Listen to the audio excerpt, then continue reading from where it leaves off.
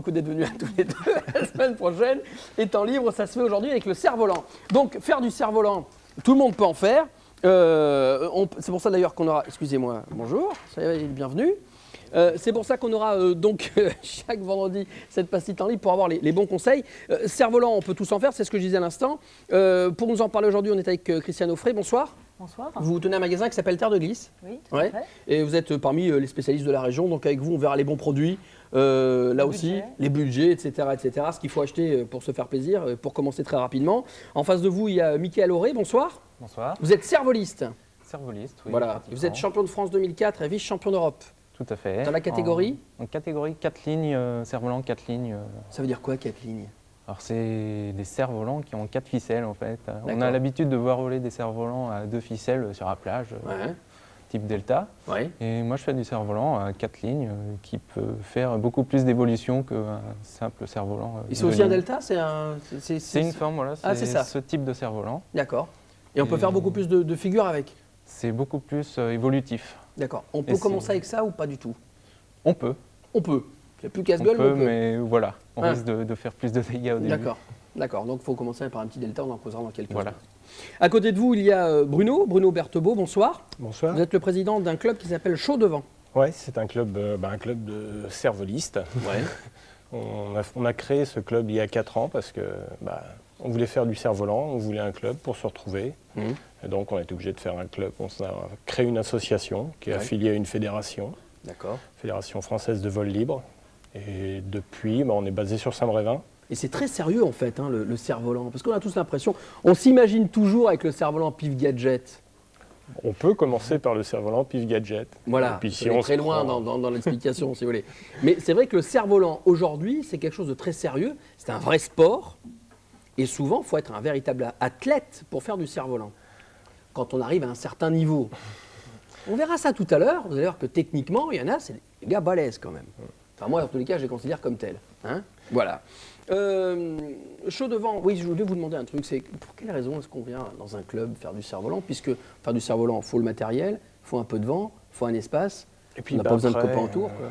Après, il faut des conseils aussi quand on veut progresser, quand on veut avancer, quand on veut voler comme quelqu'un d'autre. On voit quelqu'un voler sur le bout de la plage. On se dit, il vole vachement bien, lui, il fait des trucs que moi, je ne sais pas faire. Et là, il faut aller voir dans un club pour se retrouver ensemble, avoir des conseils, avoir des idées sur le matériel aussi, parce que on est conseillé par des magasins au départ, mais après, on peut évoluer différents. Tout le monde ne connaît pas tout, quoi. Plus on rencontre de gens, en passant par un club, on peut avoir plein d'idées, être aidé. Puis après, quand on veut aussi faire du sport, vraiment du cerf-volant de sport, ça passe par la compétition, ça passe par des achats de licence. Il faut être couvert pour faire. Après, ça devient un sport à part entière, des licences, des compétitions. Il faut passer par l'association. Dans le coin, on a des grandes plages, des grands espaces. Oui. On a du vent tout le temps. On a la chance d'avoir une super plage à Saint-Brévin, l'océan. Une plage en plus pour les Nantais qui est assez proche. Et pour pratiquer le cerf-volant, c'est une des meilleures plages. Moi, c'est ma préférée. Ça veut dire que l'Ouest, tout le Grand Ouest, c'est un peu le paradis du cervoliste ou pas? Oui, il y a beaucoup de monde qui fait du cerf-volant dans le Grand Ouest. On est le niveau compétition, on est un peu le noyau dur, nous, au club de Saint-Brévin, Chaud Devant.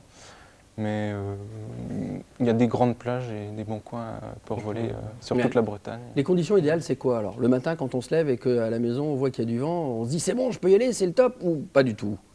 C'est ça qui vous indique les jours où vous pouvez voler, vous allez faire les bons coups ou pas, non? Il y a les jours, c'est certain qu'on se lève, on regarde, on pousse un peu le rideau, on voit l'arbre d'à côté qui bouge ou quoi que ce soit. Enfin, moi, j'ai le privilège d'habiter devant la plage, donc je vois tout de suite ce qui se passe.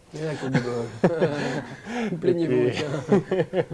Donc, il n'y a pas de problème, je sais tout de suite le temps qu'il fait. Ouais. Et il n'y a pas de conditions météo. On peut faire du cerf-volant quand on veut. Ouais, en fait, c'est une question de matériel. C'est une question de matériel. Il y a le cerf-volant qui s'adapte au matériel, du très peu de vent à beaucoup de vent, du petit endroit pour voler, parce que nous, on a l'avantage de voler sur une plage la plupart du temps. Mais avec certains cerfs-volants, on peut voler dans un endroit tout petit, très restreint, et puis des grands espaces aussi. Le cerf-volant peut se faire partout, quasiment. Et il y a même des mecs, je le dis parce qu'il faut les dénoncer, qui arrivent à voler dans des espaces très restreints, je dirais même des espaces clos, avec un toit dessus et pas de vent. Alors là, les gens à la télévision qui regardent alors qu'il est disent il est pas bien Mahé, c'est la galette, il y a un truc, ça va pas bien du tout. Ben, pas du tout. Regardez plutôt ce qui arrive. On y va.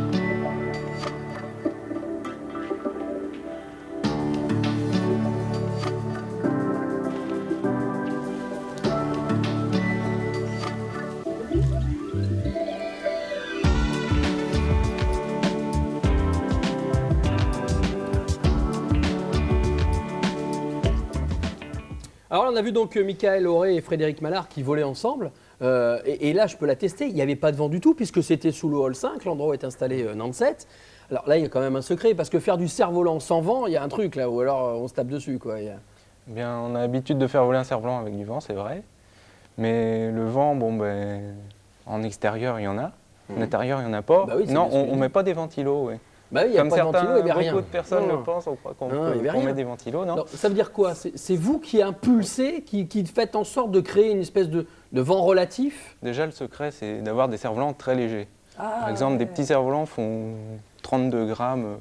C'est léger comme une plume. Ouais. Et après, il suffit juste de marcher. Bon, en salle, par contre, ce qu'il faut, c'est pas avoir de vent du tout. D'accord. Si on a un petit courant d'air, le cerf-volant, tellement il est léger, il se fait balayer par moindre soufflerie. Et justement, rien qu'en marchant, on arrive à faire voler le cerf-volant en faisant des mouvements assez amples. Il y a des compétitions en salle ou pas? C'est répandu, le cerf-volant en salle, le cerf-volant indoor? C'est assez répandu? Oui, il y a de la compétition en salle et en extérieur. D'accord. Bon, puis est-ce qu'on parle de compétition? Je l'ai dit tout à l'heure, vous êtes vice-champion d'Europe. Hein. Ça se passe comment la compète? Vous êtes noté sur des figures imposées, vous faites du freestyle. Ça se passe comment exactement? Alors voilà, il y a 2 disciplines dans la compétition. Il y a la précision, les épreuves de précision. Alors ça se décompose en 2 parties. La première partie, des figures imposées. Ouais. En fait, on fait toujours la comparaison par rapport au patinage artistique. Au patinage artistique, il y a des figures de précision qu'il faut faire, qui sont imposées. Et après, on a une routine technique. Donc là, c'est exactement pareil. Des figures imposées, 3 exactement, sur 6 données à l'année. Ouais. Et donc une routine technique derrière. Bon, c'est des parties assez rébarbatives des fois pour le public parce que bon, c'est sans musique. C'est très technique. C'est technique, voilà. C'est un truc de pro, quoi. Et après, la partie la plus intéressante, c'est des ballets, des chorégraphies en musique. Et là, vraiment, le public apprécie parce qu'on fait des belles figures sur de la musique, c'est synchronisé. Et vous volez d'ailleurs tous les deux. Hein. Vous vous appelez, attendez que je retrouve ça, le quadastrophe. Voilà. Petit jeu de mots. Voilà, puisque vous volez ensemble, il y a donc de véritables chorégraphies qui sont faites en vol. Il y a d'autres équipes comme le Team Keops, par exemple, qui volent à 4, 5, 6 cervolistes. Ça, c'est des grands moments de concentration. Et justement, est-ce qu'il y a une prochaine concentration ici dans la région, un moment où on pourra voir des cerfs-volants en Corée, etc. etc. Alors, la prochaine fois où on va voir du cerf-volant acrobatique, ce sera le 6 mars à Saint-Brévin, à l'occasion d'une épreuve régionale. On a 2 épreuves régionales dans la région, c'est sert de qualification pour le championnat de France. Alors donc on en aura une le 6 mars sur la plage de Saint-Brévin et la prochaine sera le 16 mars dans la région de Tours. D'accord.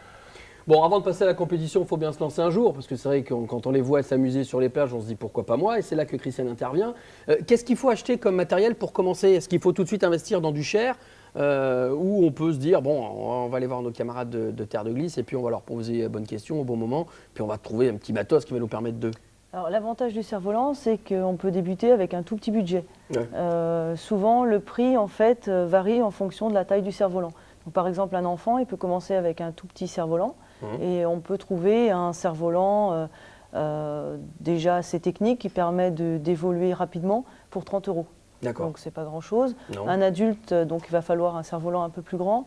Il faut compter à peu près une 50aine d'euros. Et après, en fonction de l'évolution du pilote, on peut aller jusqu'à des cerfs-volants de 300 €. D'accord. Après, l'avantage de ce sport, c'est qu'on peut aussi fabriquer son cerf-volant soi-même. Oui. Ça reste assez accessible. C'est un petit peu un mécano, mais c'est assez rapide. Et là, on peut se faire des choses très sympas. D'ailleurs, ces deux pilotes, ils utilisent leurs cerfs-volants, c'est eux qui les ont fabriqués. Ils les fabriquent eux-mêmes. Voilà. Avant que l'on se quitte, on va se dire simplement que le cerf-volant, c'est un sport qui évolue très rapidement. On commence avec un delta, on passe après à ce genre d'appareil-là, et puis on passe aussi à la voile de traction, parce qu'on a tous envie un jour ou l'autre excusez-moi l'expression, de s'envoyer en l'air, parce que c'est vrai qu'on est carrément porté par la bête, et qu'on peut aller après sur le sable avec les chars. Il y a toute une évolution qui se fait, et qui se fait, je dirais, naturellement. Quand on a commencé avec un petit cerf-volant, on a très vite envie d'évoluer. Et c'est peut-être pour ça qu'on va y avoir des spécialistes comme vous. C'est-à-dire qu'on a envie d'aller voir un petit peu plus loin, Ouais.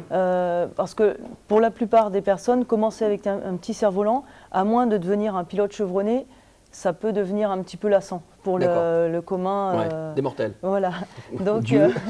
Excusez-nous, Dieu. Donc après, en fait, c'est vrai que la plupart des gens, que ce soit des jeunes ou des adultes, ont envie d'avoir un petit peu plus de sensations. Donc là, ils vont passer sur des cerfs-volants de traction qui sont en fait des petites ailes. Ça ressemble en gros à un petit parapente. Parapente, ouais. Et donc, et là, on peut tout de suite avoir des sensations. Donc que ce soit à pied ou alors en montant sur un engin type mountain board, qui est un gros skate en fait, ou alors en char à cerf-volant. Ouais. Donc c'est un petit char à 3 roues où on se fait tracter. Et également après, là, pour les plus audacieux, passer sur l'eau en kitesurf. Ok, merci à tous les trois d'être venus. Merci beaucoup pour vos bons conseils.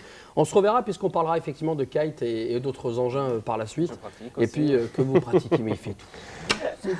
Et type comme ça, vous les recevez, et après vous finissez dépressif. Parce que vous n'y arrivez pas, il sait tout faire.